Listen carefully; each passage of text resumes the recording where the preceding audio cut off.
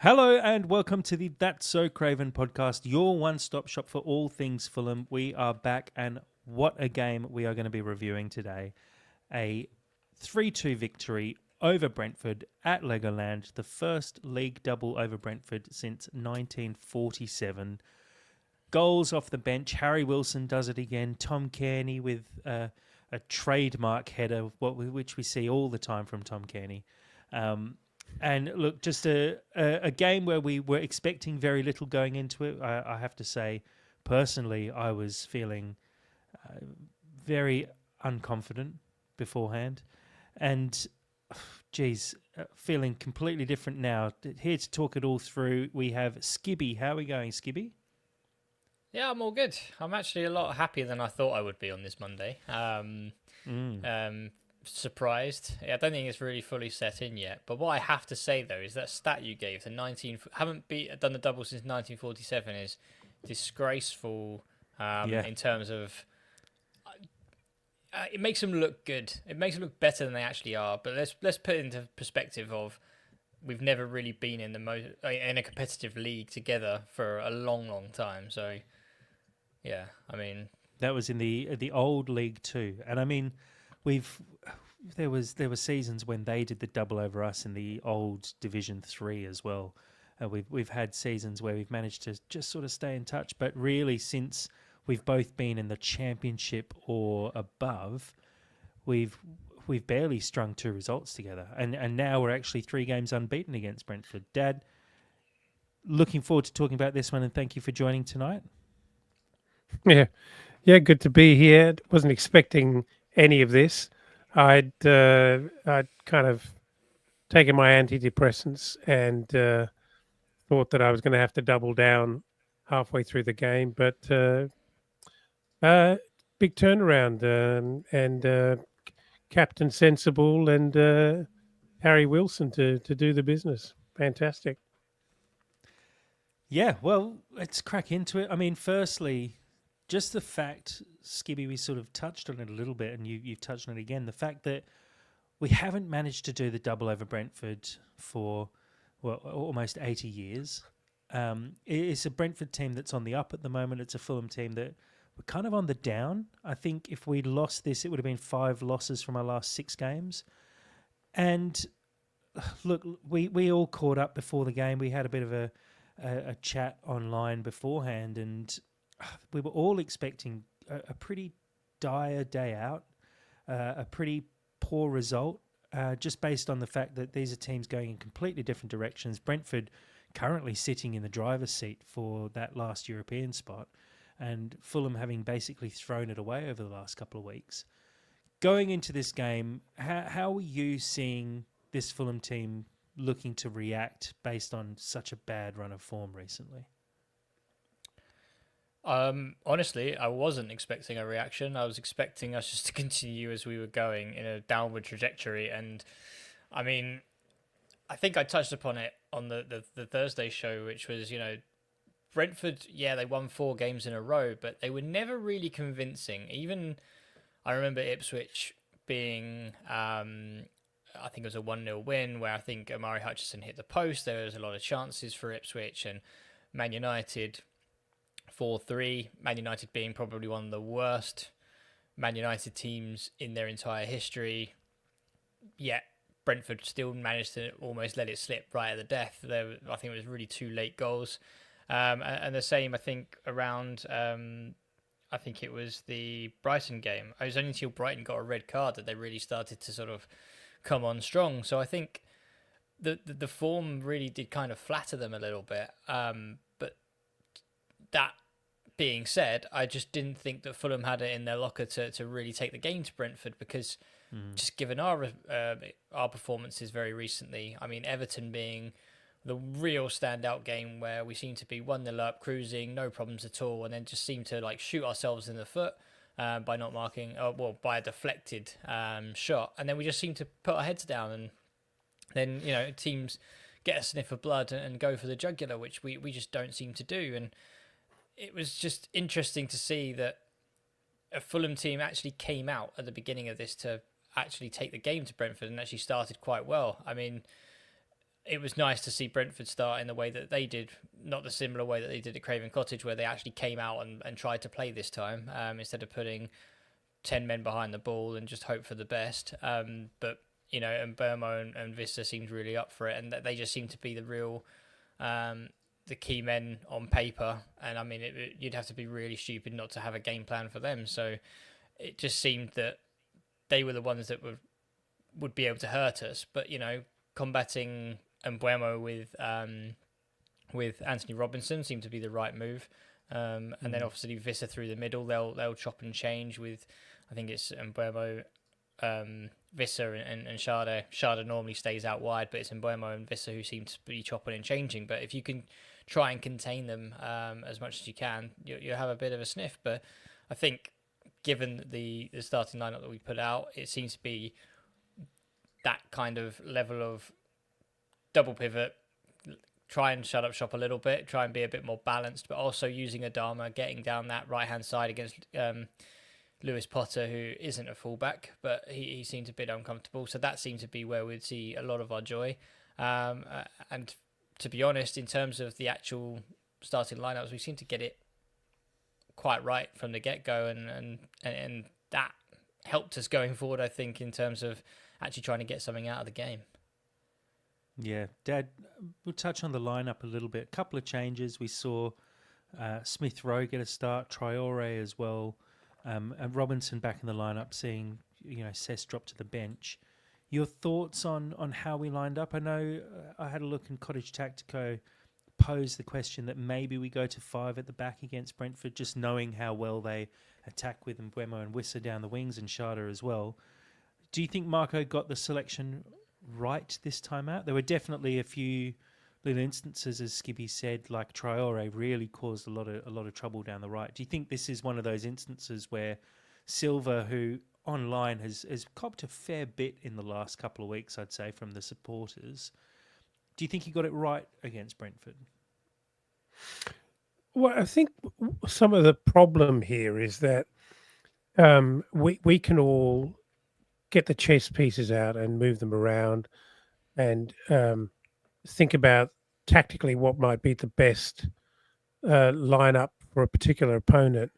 But then we don't always execute very well. I mean, how many times has Adama appeared to be a very, very good choice, and then either we don't target him or he doesn't quite deliver?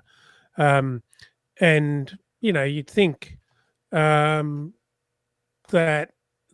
I don't know. Well, I mean, ESR is always a difficult one. I was actually surprised to see that he did start.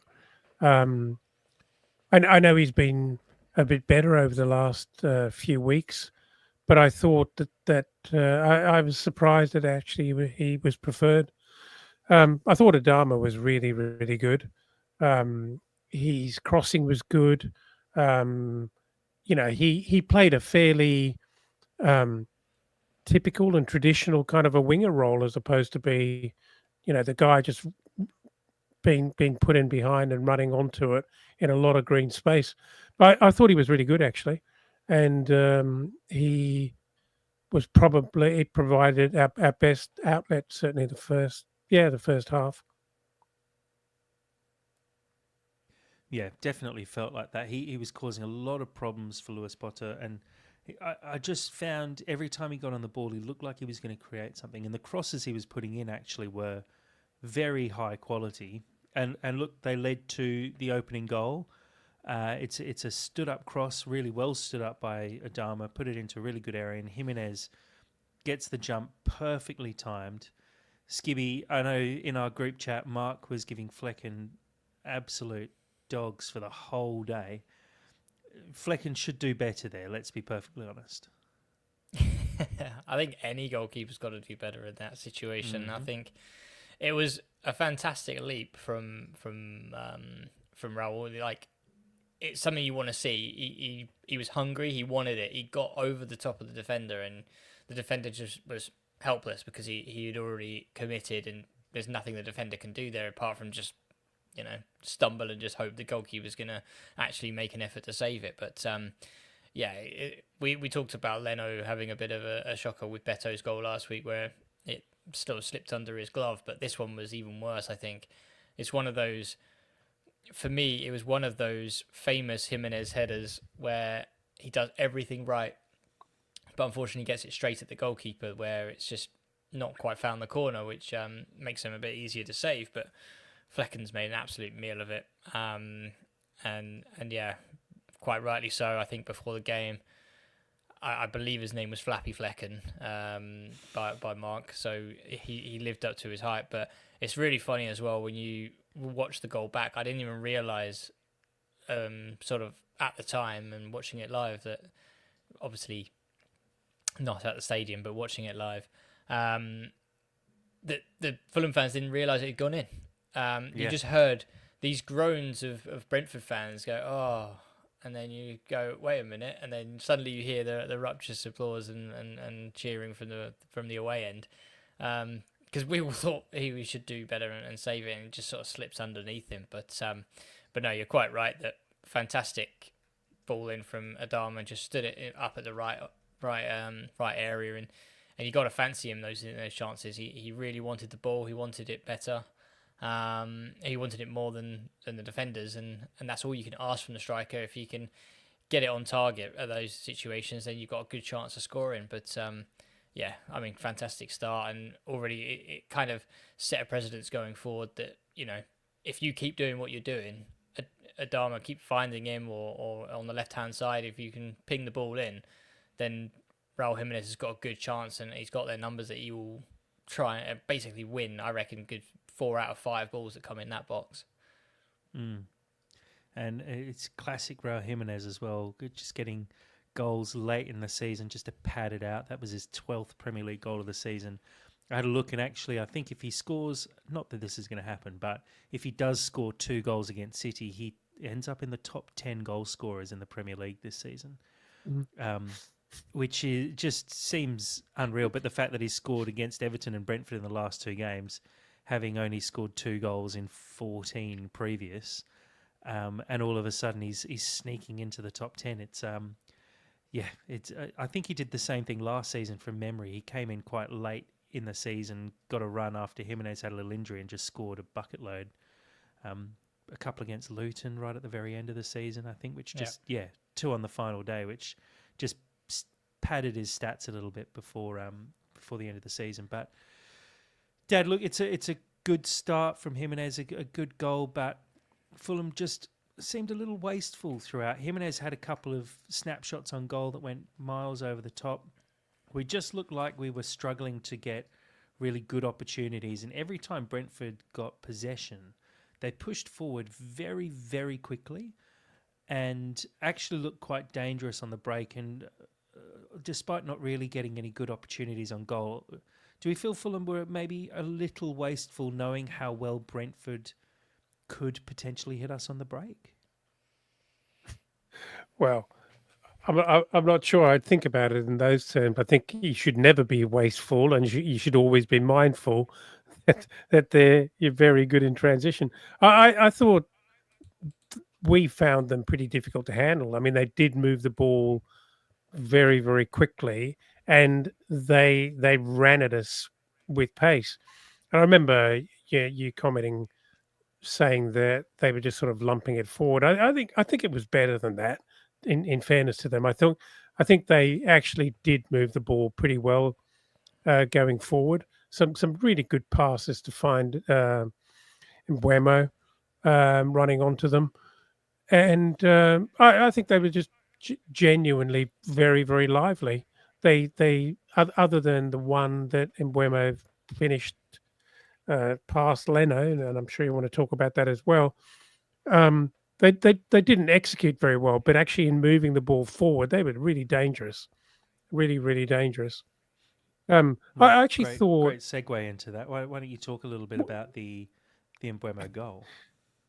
Well, I remember watching that. I was kind of surprised as to how that got through Leno, but then watching it in slow mo, you got a very good impression on the reverse angle that he actually releases that quite quickly. And I think the commentator was going on about how Leno wasn't quite set. He was completely set. He was standing in the middle of his goal, waiting for Mbemwe to have a shot, but he kind of gets it out of his feet very, very quickly and and hits it with a lot of power. But I think it's the speed at which he actually um, releases it that catches Leno a bit off guard, and the ball's sort of through him and making him look like a bit of a tit before he's kind of really down onto it. A bit of a strange one, really, because it wasn't miles wide of him, and he should easily have had it covered. Skibby, Leno should do better there. Thoughts? It's one of those. It's one of those ones where you know where he's going to put the ball. You know what Mbeumo is going to do in this instance because he takes it.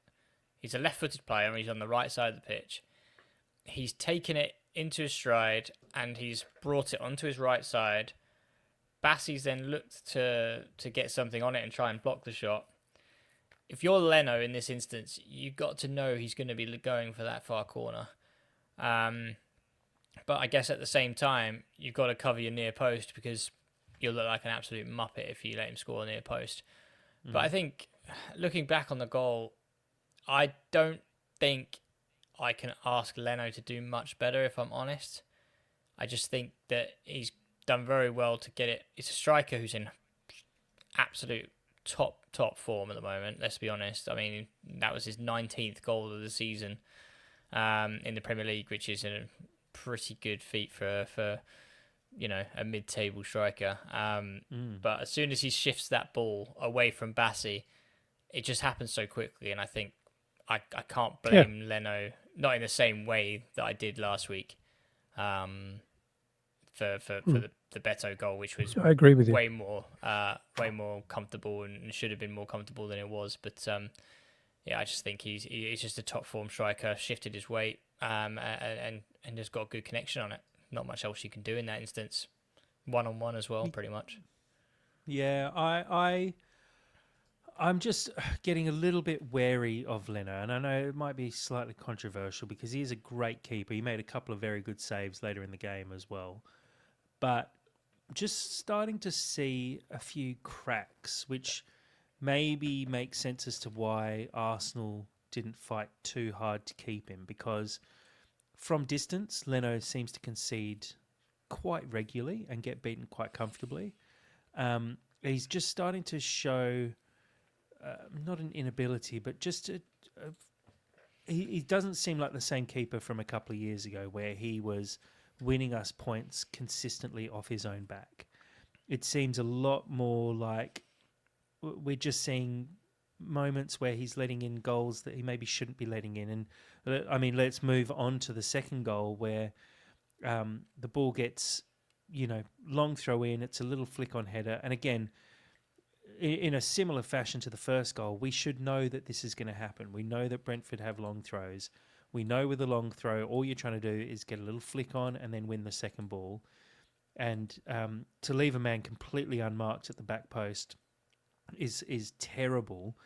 But again, I think Leno should do better there. The ball is headed straight at him. Admittedly, it's quite close, but I think you've got to be saving that and keeping the ball out of the net. And you compare it to what we saw from Dean Henderson, for example, during the FA Cup final, where he made a number of outstanding saves, but also those simple ones he made look very simple. And I feel like we're always worried about the fact that we don't have a good enough backup keeper.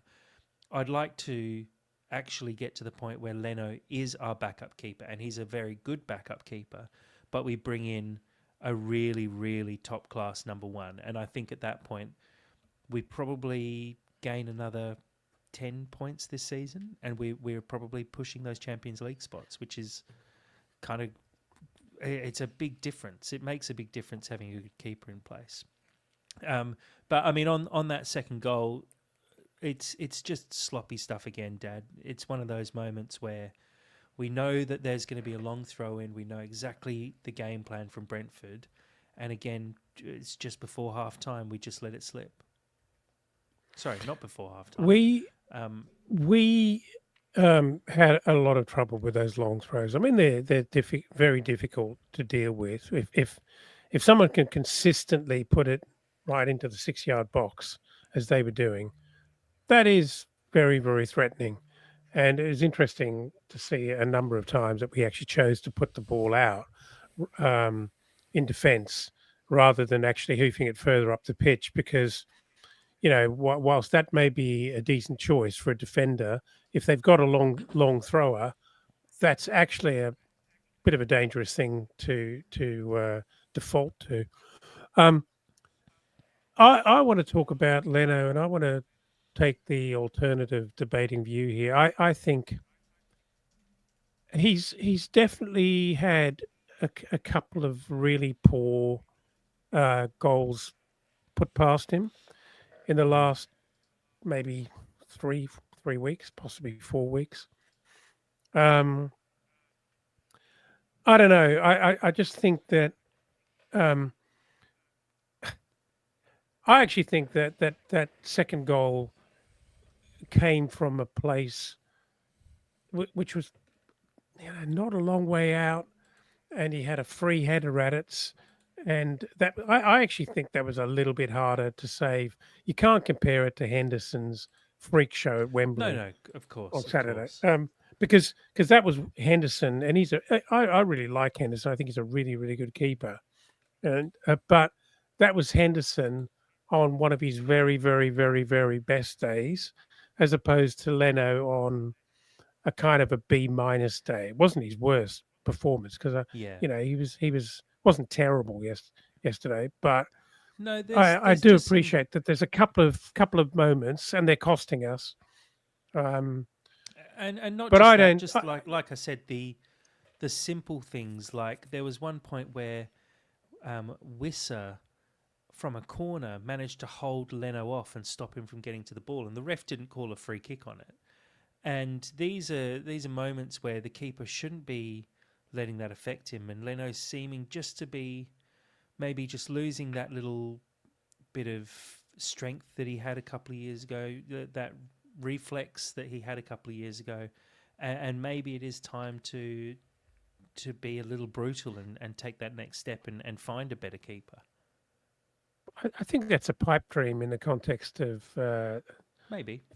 the Fulham under the Khan's ownership. We're never going to pay top dollar for a keeper when there are so many other gaping holes that we need to spend decent money, particularly where Leno is, arguably certainly not the weakest link in our squad. Really, if you look at it like that, it's never going to happen.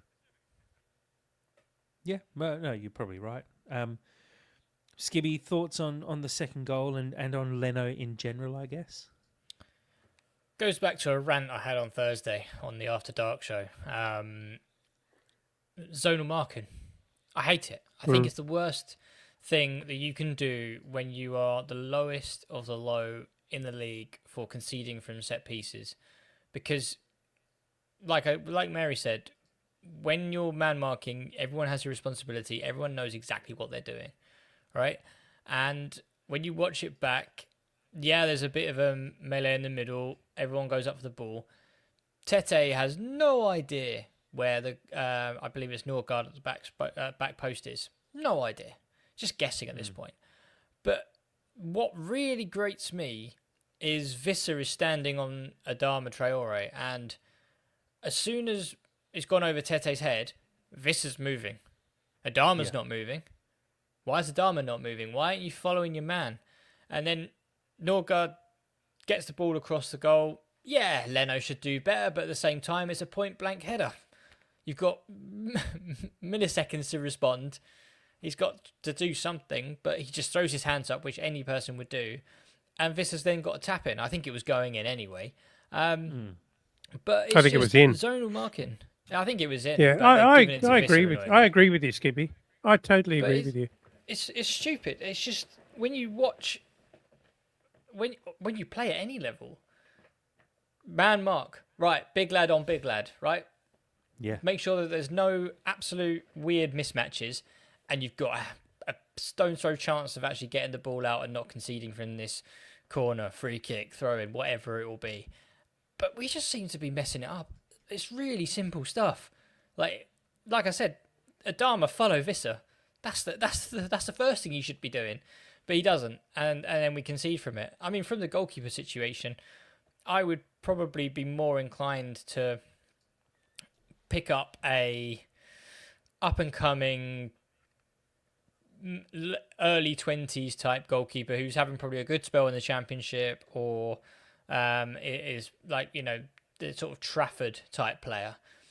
You come in, you could potentially be our number one if the wheels fall off for Leno, but you're going to learn from Leno, and you're going to be our number one in the next season, maybe 2 seasons. Big cup keeper, of course. But I think there's got to be a keeper like that out there. I don't think... Would Ramsdale come in potentially? I mean, that's a bit of a tough one, because he's, you know, he wants to get back on England's books. So I'm sure there's somebody coming up. I think Trafford, if I'm not mistaken, he's probably going to Newcastle, I think I saw. So Ramsdale to Burnley probably is something that might fit him.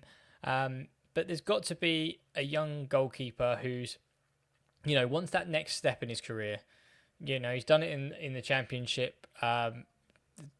Probably not going to be like, you know, like the Rodax type, right? He can do it in the Championship, but probably not quite there. But Premier League, learn from Leno for the next couple of years, be that sort of number 2 for us, and then hand the baton over. I mean, in a way that, you know, you look at West Ham, they've now released, Areola's been there for 2-3 seasons now.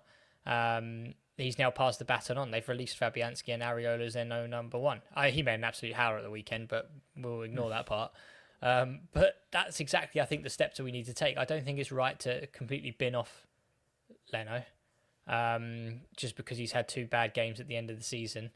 But I do think that the problem is more around our actual defending of these set plays and how we can deal with them in a better way. I mean, it seems really stupid that we don't have a set piece coach, or at least a named one. And especially when you see Brentford, their bench, they had like 12 iPads out. They're constantly looking at data. They've got set piece coaches. Absolute it seems nerds. like, nerds, but it does work as well. Doesn't if you lose 3-2. It doesn't work against us, but it works against some teams. But it is something that, just seems so obvious, like an easy fix. And look, hopefully it's something that's on the cards at some point, but it definitely seems to be a weakness. And look, went into halftime 2-1 down. Skibby, you told us that you basically flicked it off at that point and gave up on it. And I kind of felt a little bit the same. We didn't do that.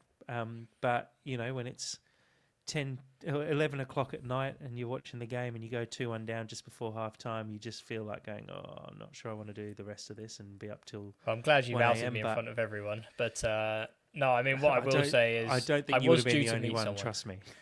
I was due to meet a friend, and I will tell you offline what I was actually doing. But I went to meet a friend and saw a friend, and then it got to a point where I saw a Twitter notification come through. I was just sitting on his couch, and it was just like, yes, skipper. And I was like, Leno saved a goal, saved another penalty or something like that. But turned out Tom Kearney was on the pitch, and I flicked it back on from that point. In fact, that's something I've completely glossed over, is the fact that we didn't talk about, firstly, the penalty and the fact that Leno saved it, having just bagged out Leno personally for the last 10 minutes Can we just talk about that penalty really quickly? Yeah, of course. If we're going to glance about it anyway. But for me, that is 100% not a penalty. And I hate the fact that football is so broken that they've given that as a penalty. Because when you watch Shutter running with the ball, he's got beyond Anderson. Not once does Anderson move his foot towards the player. Not once does he try and make a tackle. He's not even touching him. He is just running, right? He is just running towards the way that Shadow's running with the ball, and he goes over.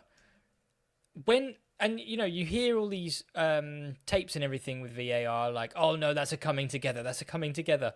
Why is that not coming together? Because he's not gone for the ball. He's not gone to take him out. He hasn't cleaned him out or tried to get the ball and mistimed it completely. He is just running. And then Shutters just felt the most faintest of touches as the ball goes over the byline as well and throws himself down. That is the most ridiculous penalty. And I mean, don't get me wrong, shoe on the other foot, yeah, absolutely, I would be calling for a penalty. But at the same time, football hat on, Fulham hat off, football hat on, that is not a penalty. As a defender, I would hate the fact that that would be given against me every time just because they're running and they've kicked me in the knee or something stupid like that. Not a penalty, and I think that's justice was done as well. Yeah, for me, it is a penalty. Shut up, Jack. You don't know anything. Only because, like, I agree, it shouldn't be a penalty, but Anderson's a bit sloppy there. Like you said, Sharda is running full pelt. He's not catching up to that ball. Why is Anderson staying so close to him and allowing his legs to tangle up? He doesn't. I agree. He doesn't move his legs towards Sharda's flailing legs, but at the same time, he doesn't need to be there. And it's similar. You see it, and I saw it, in fact, just to reference the game again, the FA Cup final, the Tyreek Mitchell penalty that he gives away. You don't need to make that kind of tackle and make those movements in the box. He doesn't make a tackle. No, but it's dumb defending. It's being too close to a player. What you're saying is then if Sharda is running towards the byline, Anderson should just stop. Anderson should know that ball, Sharda's never getting near that ball, because that ball, when Sharda goes down, I think the ball might even already be out of play. So Anderson doesn't need to be near him because Sharda's not getting close to it. He goes down. So too if the easily, ball's out of there's play, contact there. If the ball's out of play and there's accidental contact, and the guy is heading at speed towards the byline with no chance of getting on the end of it and bringing it back into play, what is the effect? And you can't tell me, you cannot convince me that they judge whether or not to award a penalty on the basis of whether a goal is going to be scored through the phases of the play. It's not. It doesn't work like that at all. I actually think it was sloppy.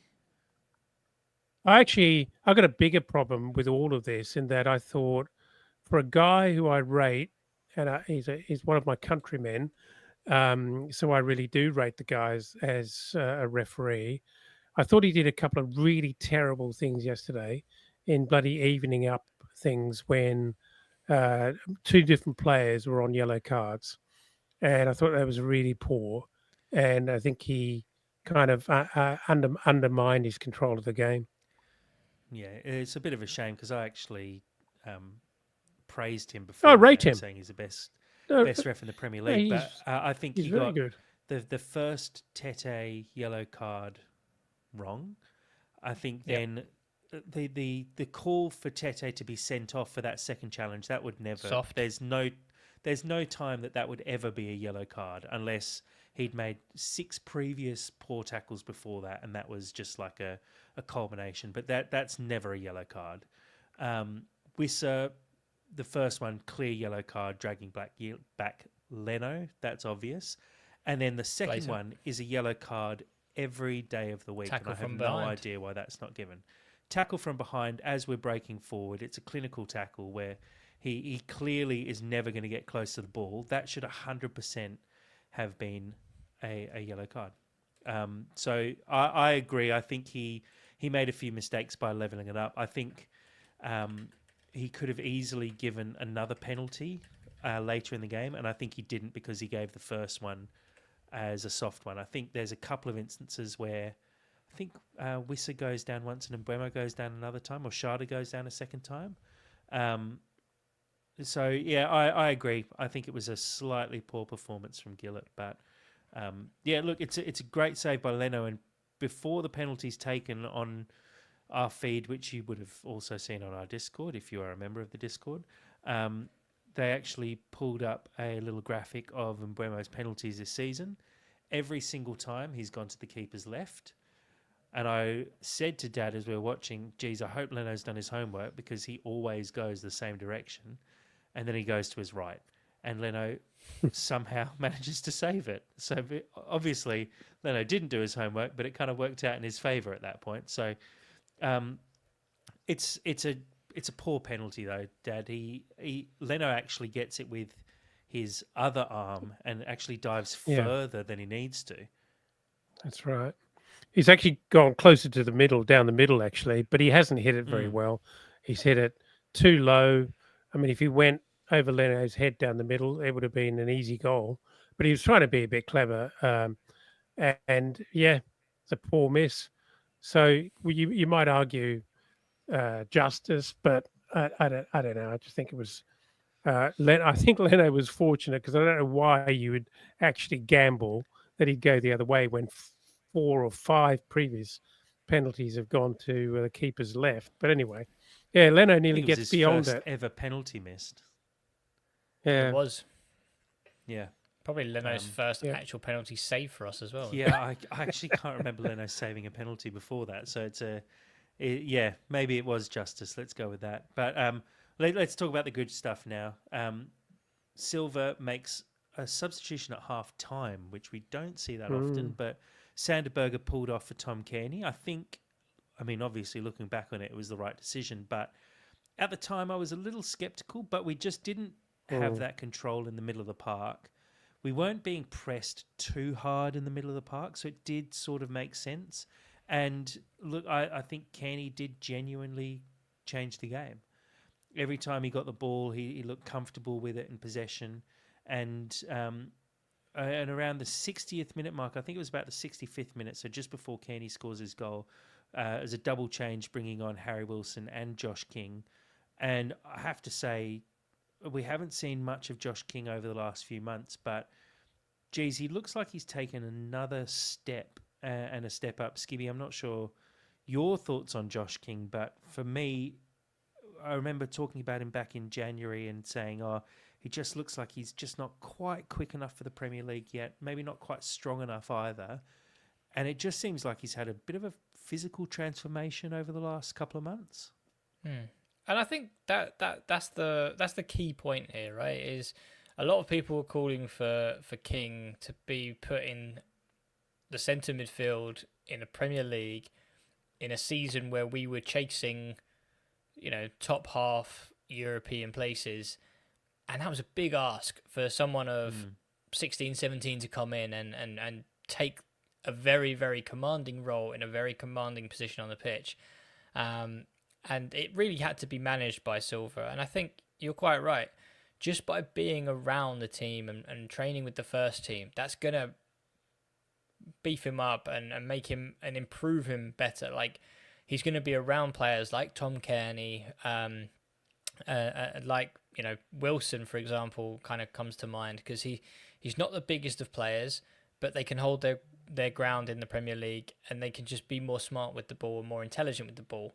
And I think that really does pay dividends for someone who's got natural talent that Josh King has. But in order to play to your strengths and to be able to basically come up against certain players who, if you were going to play him against Spurs, for example, against the likes of Bissouma I've forgotten the lad's name, but the Norwegian guy, Bergvall, that's it.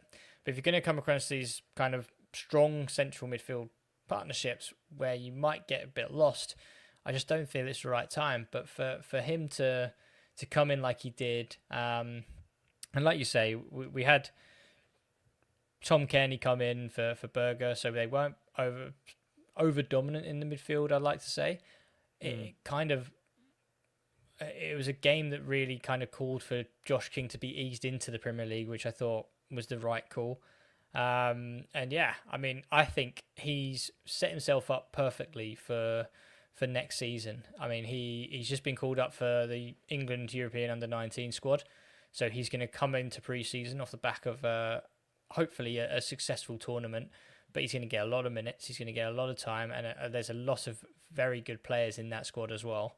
And yeah, he's going to come back to the preseason full of confidence, and hopefully injury free, but ready to sort of be like, right, this is my time. And I think a lot of people are going to agree with him that he's coming off the bench in some key games. He's had some really key touches. West Ham for me was probably one of the best of the lot, where he put the ball across the face of the box right at the last. He just really showed some quality, and I just think that come this summer we're going to see a lot more from him on the international stage, and then come pre-season we'll see a lot of him ready to sort of take the season as his proper breakthrough season. Yeah, We're never going to know. Yeah. We're never going to know the truth of this, but I suspect that he's actually been a bit done. I actually think he was ready for entry into this squad when he first started getting minutes. I felt like I saw enough at the time. He's got remarkable composure for a young bloke, for someone so inexperienced at this level. And when you see that, it kind of does give you a sense that they can actually do it and make that transition to the next level up very comfortably. Um, what I saw last night, it was incredible, or yesterday afternoon, incredible how many touches he got with being on the field. Maybe the first 3 or 4 minutes, Oh he yeah, got so couple many of touches. minutes. He was everywhere, and recycling the ball, not just running into places to receive the ball, but actually dropping deeper to go and get the ball. Out wide in the middle. He was everywhere, and he he looks a smart player, not only a skillful player. And I think I really think he could have done it earlier, and I suspect that Silva was overly cautious actually in his introduction, which kind of isn't that much of a surprise when you think about the way that Silva's preferences to actually back Premier League quality and Premier League experienced players. He's always going to be cautious about introducing a young player and letting him free. But nevertheless, I mean, I was actually surprised that Silva made such a significant change at halftime. We don't ever see, or we rarely see, halftime changes from Silva. I think, regardless of the score at halftime, I think it's maybe once this season he's done that. And I was a little concerned that Tom Kearney at that early in the game was going to struggle to have an impact, but he actually did pretty well. And actually scoring, I think, lifted him and really did fire Tom Kearney up, didn't it? And I think it got him even more involved and more confident that he could actually assert himself in the game. So those two, and of course Harry Wilson was very, very effective as well. They were three really big changes, which made a big difference to the outcome. Yeah, and look, Silva got the subs right, as he has done many times this season. That now means, I think it's 17 goals off the bench Set this the season, record. which is now Premier League record. Absolutely. So, Kenny with the first one, like we said, firstly, well done. Josh King gets the ball out wide to Kenny Tete, recycles the ball really nicely. Tete's cross is deflected up, but geez, and as they said on the commentary, it's a striker's header from Tom Kenny. He gets a real whip in his neck, and it kind of buries it into the corner, which is quite impressive from how far out he actually is. It's a really good finish, and then literally, I think it was exactly 2 minutes later, Harry Wilson does it again, his third goal against Brentford for the season. And what a strike. And it lifted us off the sofa at almost midnight. He's put the ball into the side netting, and Flecken has absolutely no chance to save that. It's a great finish. Skibby Wilson just proving again how far he's come, I'm going to say, in the last 12 months from a player who I was saying at the end of last season, it's time for him to move on. He's just not performing at the level we want him to be. to being someone who I think we genuinely miss when he's not playing. Yeah, and I think one of the key attributes that we saw against Brentford in both games is we got someone who would just pick up the ball and shoot. And we were talking about on Thursday, we didn't have those deflected goals like Everton got, Mikalenko's deflected goal, just because we weren't shooting enough. And I mean, Wilson is one of those players who seems to have a license to shoot. Whether Silva is really overcautious and doesn't want him to, and he just defies and just says, right, you know what, I'm going to get this out of my feet and have a dig. Because for some reason, Lukic, Berger, sometimes even Adama, they just don't have a shot when you're just screaming for them just to have a dig and see what happens. But no, I mean, all credit as well. I know you just praised him, but Josh King, his running, when the ball comes out to Wilson, he starts pulling and he pulls about 3 defenders with him onto the wing, and he just runs into the space and just finds that bottom corner. But yeah, I think Wilson for me has now solidified that he is one of our wingers, the same way that for me that Sessegnon has. I think that means that on the right side, I think that we're quite content, I would like to say, because we've brought Adama to a new deal. Same with Wilson, we've triggered his option. We've got Sessegnon, who can also play on the left or right. I think now it just means that we would love to have those real world-class wingers off the left. And hopefully we could use Iwobi in a bit more of a central position and use his talents of his through ball and sort of picking apart defences from a more central position. But no, don't get me wrong, Harry Wilson, fantastic, and to find the bottom corner from where he did just shows that he's got a bit of a wand of a left foot. It shows what happens when you shoot. Yeah, well, as Steve mentioned in our YouTube live stream in the comments, how many goals we scored from 20 plus yards this season, and it is not enough, in my opinion. Dad, good to see Wilson shoot, and I think we said it when we were on the sofa together. You just want players to take shots, and it's something I know you get frustrated with Adama with sometimes, as Skibby mentioned as well, where they get into these positions. And I think we saw it from Iwobi earlier this season when he did go on that little goal-scoring run, where he was just having cracks at goal, and it comes off more often than not. And like Skibby mentioned with the deflected goals against Everton, well, for Everton against us, it just feels like we have the ability to take shots from distance. Why do we not do it more often?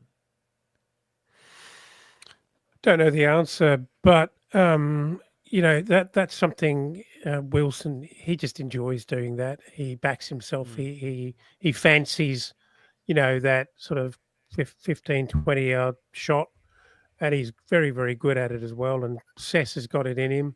Willian's got it in him as well. I reckon. I reckon had it in him. I reckon you're going to see Josh King deliver that as well. I don't see that from ESR. I'd love to see that, but I don't. Yeah, I don't know. It's kind of a bit frustrating that we don't seem to have enough players who even want to do that. It's just not too many players who like to run down to the byline and put a soggy cross in. And yeah, look, a soggy cross. That's a good way of putting it. It was a rough sort of last 20 minutes, 7 minutes injury time as well. But we managed to hold on and look, some very good defending. Bassi put in a couple of very good tackles. I thought Kenny Tete, despite being on a yellow card for almost the entire game, actually had a really good game. Robinson, we could see, was pretty cooked by the end, and Cess came on and did well. We actually managed to round a game out. Skibby, like we said at the start, it's not really a result we expected, but good to see some decent game management from Fulham, which is something we've really missed this season. Some clinical tackles that needed to be made, some time wasting that needed to be done. A bit of a mindset change from Fulham? don't know if it's a mindset change. I think it's just more of a bit more of a preparation. Because we've tried it before where we've tried to see games out, bring on Cuenca and just hope for the best, and it just doesn't go to plan. I mean, there was a moment where I think there was a ball over the top. I want to say it was Raul who did it to Kearney, and I was like, just about 90th minute, they got 7 added on, and I was like, take it to the corner, just take it to the corner, and just take the foul or something. And he just took one touch away from the defender. Keeper was already off his line, and he went to lob him, and I was like, okay, that would have been amazing, to finish it off 4-2. You know, Kearney on his right foot, but no, I mean there was a lot of last ditch defending, some great saves from Leno again. I know he picked up some flack sort of last week against Everton, but you know there was a header I believe at the back post that he saved, and a cross comes in and he just didn't know who was around him. He just tips it round out for a corner, just no nonsense. And I think that was probably the difference between what we've seen previously and what we saw yesterday, which was just a lot more no nonsense. Any doubt, get it out. And I think we saw that from Kenny, like you said. Saw it from Berleno. I think Robinson as well. It was just all round decent defending. But I think what really kind of helped us in this situation was Brentford aren't really known for their sort of presence players in terms of from set pieces. I know they have the odd, decent player that I think Norgard got out of the back post for the header, but we saw all game where we were floating crosses into Jimenez that I think it was Collins, which wasn't getting anywhere near him, and he just was able to beat him every time. So we felt like we had the right matchups, that they wouldn't be too much of a threat, that we should be able to handle them. But I mean, if there's suddenly Man United coming up with Maguire and Casemiro, then suddenly it's a bit more a bit different and a bit harder, I think. But nothing, not to take it away from the boys. They did fantastic to see the game out in the way that they did. I want to actually shout out Josh King again for one particular moment where I thought, geez, that's very mature stuff. I'm going to say it was maybe 2, 3, or even 4 minutes into the final 7 minutes added on, when we broke forward. We certainly had the momentum, and in previous games, Fulham would possibly recklessly try and break through in an all-attacking sort of mentality and try and score another one. Where the ball came to King, and he carried it up the left-hand side, and he made no attempt to actually have a shot on goal, or actually get the ball into a central position where we might actually attack the goal. He very, very cleverly held it up and actually very consciously set about a series of moves, which was designed to entirely to keep the ball and just keep it off them, and without going into corner and just being kind of super negative. We used skill and a lot of composure to just manage the game out really, really well, and it's something we just don't see very often from a Fulham side when they're actually in front. And I thought that was good, really encouraging to see, and fantastic to see from a young kid leading that.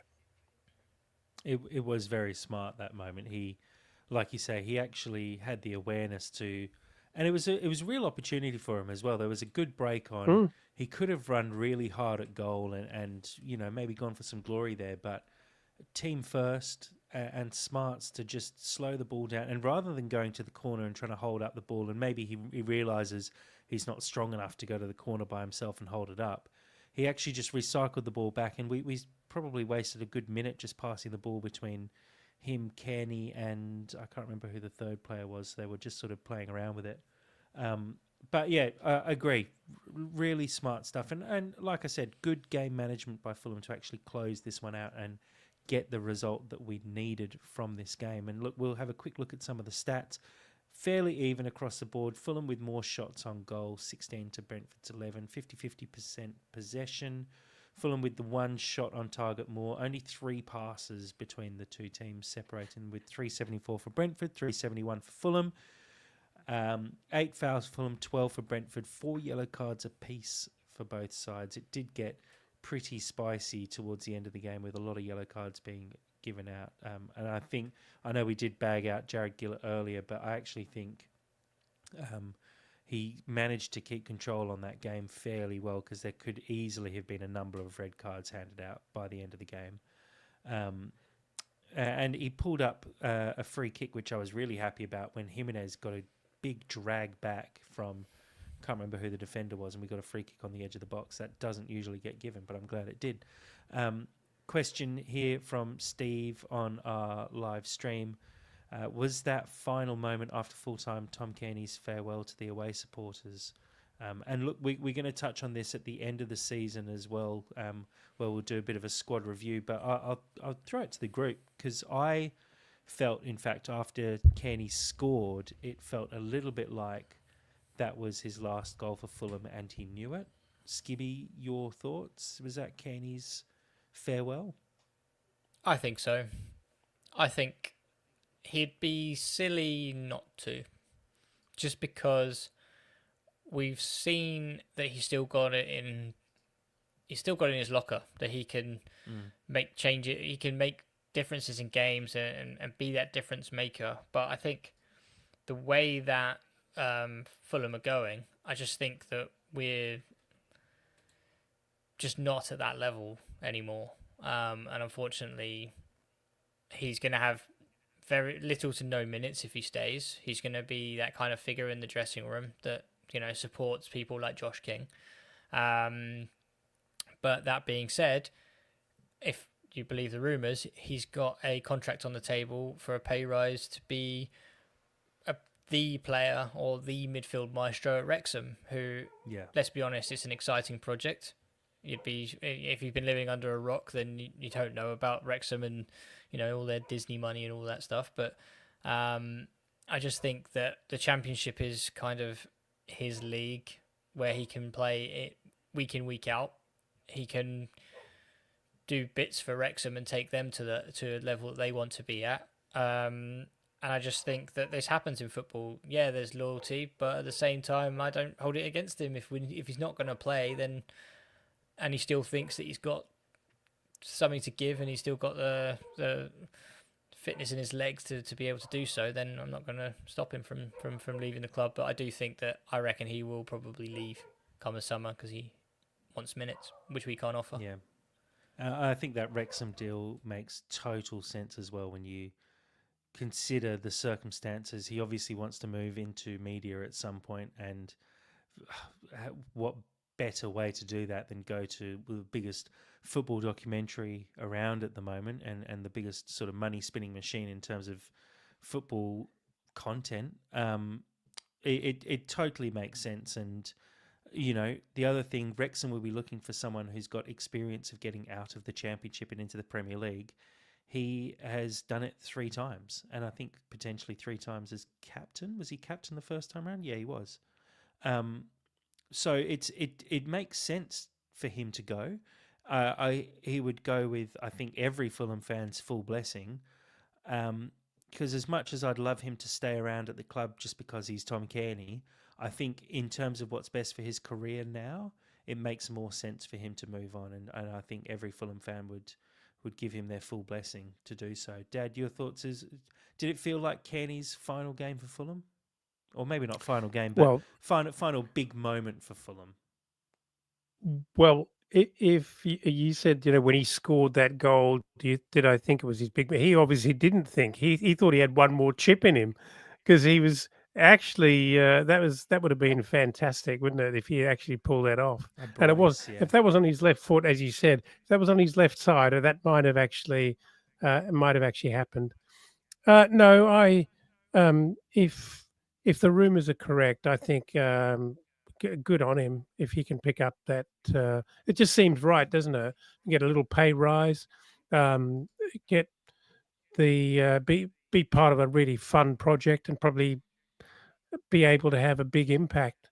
And I think that would be a really, he might even get a testimonial there. Straight But up. it would be a I fun, mean, yeah. it'd be a fun way to end your career on such a fun project. Well, And it'll also yeah, be quite a nice way to be able to keep up with Tom Kearney post his Fulham career, because well, often players move on I'm and just you. wondering that does this mean another a new podcast that we do to follow Tom Kearney at Wrexham? No. Do you know how much time this takes up of my life already? Um, but genuinely, it's, we do have these cult heroes, and they go off to different clubs, and you kind of just lose touch with them, and then reminisce on them down, a few years down the line, and go, God, wasn't it great having Kenny at the club? And now we'd actually be able to follow the next step in his career very closely. And I reckon straight after Wrexham, if he does go to Wrexham, we'll see him very regularly across broadcasts as a pundit, because he's proving that he's very good at it, and he seems to be very wanted as well within that sort of community. So, yeah, look, will he play against City? I'm sure we'll see him, but yeah, it does feel like this might be the end of Tom Kearney, which is going to be sad to say goodbye to a player who's given so much to Fulham, and it feels a little bit like Mr. Fulham. So it's going to be weird not having him around the club when that time does come. I think that time's possibly just around the corner. We won't touch on it too much now, because we'll save it for after dark this week. But obviously, the game against City to end the season, it's a 4 p.m. kickoff on Sunday, look, we'll leave that for after dark to talk about. Let's have a quick look at the table, though. Fulham moving up from 11th to 10th. There are games to be played still. Bournemouth, I believe, play Liverpool. Palace, I cannot remember. Sorry, there's a little yawn. That just proves it's 20 to midnight. It's actually quite a big yawn. Yeah, it was a big yawn. Sorry.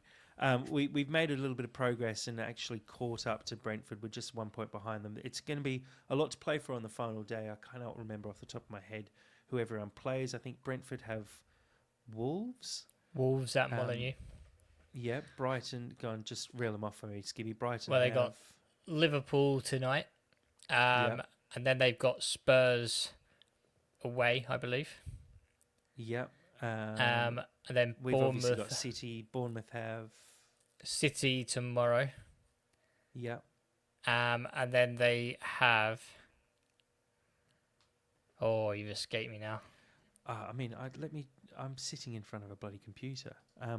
Let me just actually put it up. So, fixtures. Geez. Bournemouth have. I know they've got someone crap, haven't they? Leicester. Bournemouth have Leicester, yeah. So, the good thing is you'd expect Bournemouth to lose to City. So it means we just have to better their result. Yeah, Palace are a rough chance. They've got Wolves and then they've got Liverpool. Unlikely that they're going to overturn those two and jump that far up the table, especially with other teams having games like that. Brighton, yeah, Spurs and Liverpool, again, probably going to pick up points against Spurs, but likely to lose to Liverpool, so that might be tough.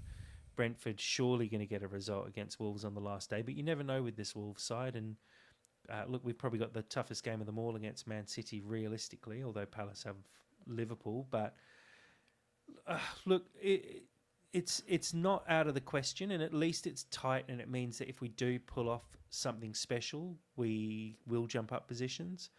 Brighton lose to Spurs and we get a draw and we'll go ahead of them on goal difference.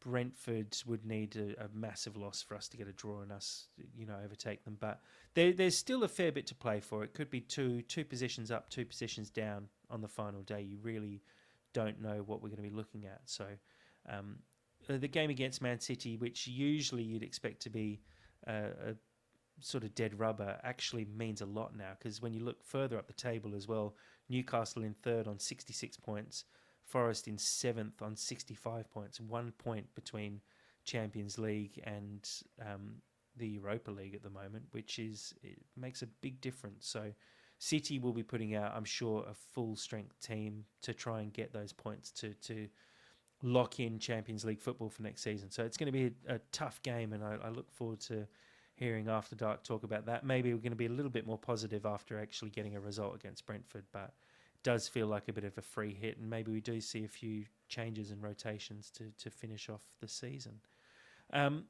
Guys, I think we can wrap it up there. One final shout out, though, for our Discord. Obviously, coming towards the end of the season, you might be thinking, why do I want to be joining a Fulham Discord when I'm not going to be talking football for, well, till sort of August next year? But actually, with the transfer window coming up, we're already seeing a lot of chat, and we're very fortunate to have Fulham Transfer in the Discord, giving us the inside word very regularly. So make sure you do jump on the Discord. You can find all the links in our bio. You'll also be able to follow the game live to finish the season off if you're unable to find a stream for it elsewhere. So yeah, jump on the Discord. If you have any issues finding it, feel free to flick us a message on X and we'll be able to send you a link. But guys, I think we can wrap it up there. Great victory against Brentford. A good way to finish off the final away day for the season. And one more game to go until we can all take a deep breath and let our mental health recover for a couple of months before we do it all again. Lots coming up in the off season as well. There's squad reviews, season reviews, awards shows. There's, as always, the quiz. So please do make sure you subscribe to the podcast. Skibby, thank you very much for joining today. No, thank you. And yeah, it's always good to be on the podcast, which got Fulham to their record points total in the Premier League as well. So that's going to be a core memory. So hopefully we pick up more points to come Sunday and make it a difficult record to beat. Absolutely. And Dad, thank you for joining tonight. A bit of a late one for us, but we do what we must. Yeah, no, pleasure, and good to chat about an unexpected win, and let's hope we can pull off another surprise next weekend. I'd enjoy that. Absolutely. So a big thank you to everyone who's joined us on the live stream. Lots of comments coming in on the YouTube. You can always follow us live on YouTube and X, where we stream each one of these podcasts. Also find us on Spotify, Apple, and wherever you get your podcasts. Thank you, everyone. And as always, come on, you Whites.